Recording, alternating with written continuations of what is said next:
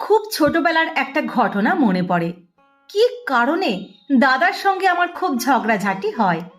ঝগড়াঝাটি বলতে, আমি খুব চেঁচামেচি করে চলেছি আর দাদা কটমট করে তাকিয়ে আছে। হঠাৎ ৮২ শিক্ষার একটা চড় পটাং করে ছিটকে পড়লো আমার একটা কষের দাঁত, গলগল করে রক্ত। এই প্রথম এবং এই শেষ ঝগড়া বা মার খাওয়া দাদার কাছে। ভাবতে অবাক লাগে এবং অনেকে হয়তো বিশ্বাসও করতে চাইবেন না যে দাদা ভাইয়ের মধ্যে ঝগড়াঝাটি বা মারপিট একদমই হতো না। না, সত্যি একেবারেই হতো না। আসলে দাদা নায়ক ও মহানায়ক হবার অনেক আগেই আমাদের পরিবারে দাদা মহানায়ক হয়ে গিয়েছিল। সংসারের অন্যতম প্রধান এবং মুখ্য চরিত্রটি দাদার দখলে চলে গিয়েছিল। কতগুলো অদ্ভুত স্বভাব ছিল দাদার।